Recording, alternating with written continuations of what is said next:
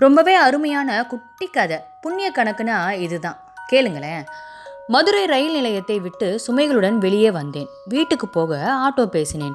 ஆட்டோக்காரரிடம் எவ்வளவு என்று கேட்டேன். அவரோ 600 ரூபாய் என்றார். நான் 400 ரூபாய்க்கு வருமா என்றேன். சற்று யோசித்த அவர், சரி 450 ரூபாய் கொடுங்க, வண்டி ஏறுங்க சார் என்றார். ஆட்டோ பறந்தது. ஏன்பா, இந்த வழியா சவாரி போனா நீங்க டிஃபன் எங்க சாப்பிடுவீங்க என்று கேட்டேன்.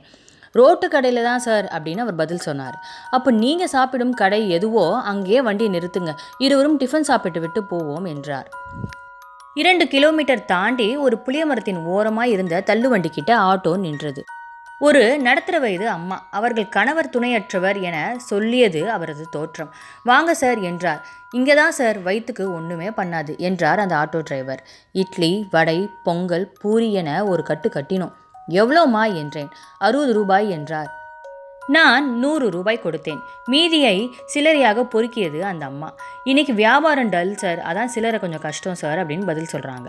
சரிம்மா, 40 ரூபாய் உங்ககிட்டே இருக்கட்டும், நாளைக்கு இந்த பக்கமாக வருவேன், அப்போ வாங்கிக்கிறேன் என்று கூறிவிட்டு புறப்பட்டோம். சார், நீங்கள் இன்றைக்கே ஊருக்கு போகிறீங்கன்னு சொன்னீங்களே, நாளைக்கு வருவேன்னு சொல்லிட்டு 40 ரூபாய் அந்த அம்மாக்கிட்டே விட்டுட்டு வரீங்களே என்றார் ஆட்டோக்காரர். அண்ணா, இப்போ நாம் சாப்பிட்டது ஒரு ஹோட்டலில் புகுந்து சாப்பிட்டு இருந்தால் நிச்சயம் 250 ரூபாய் ஆகியிருக்கும். அப்புறம் டிப்ஸு, வரி என 300 ரூபாய் கொடுத்துருப்போம் இல்லையா?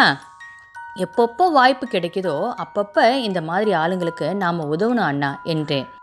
சங்கம் அமைப்பது, வசூல் செய்வது, அதன் மூலம் பொது சேவை செய்வது, புண்ணிய தலங்கள் செல்வது, நன்கொடை கொடுப்பது, உண்டியல் போடுவது என இப்படித்தான் புண்ணியம் தேட வேண்டும் என்பதிலேயே நடைமுறை வாழ்க்கையிலேயே இப்படியும் தேடலாம் என்றேன். ஆட்டோ வீடு வந்து சேர்ந்தது. இந்தாங்க அண்ணா, நீங்கள் கேட்ட 450 ரூபாய் என்று அவரிடம் பணத்தை கொடுத்தேன். ஆட்டோக்காரரோ 400 ரூபாய் போதும் சார் என்றார். என்னாச்சு அண்ணா என்றேன். அதுக்கு அவர் சொன்ன பதிலை பாருங்களேன்.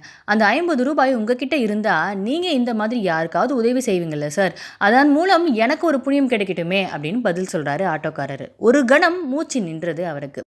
நான் போடும் புண்ணிய கணக்கை விஞ்சி நின்றது இந்த ஆட்டோக்காரரின் புண்ணிய கணக்கு. ரொம்ப நல்ல பதிவில். உங்களுக்கு பிடிச்சிருந்துச்சா இந்த கதை?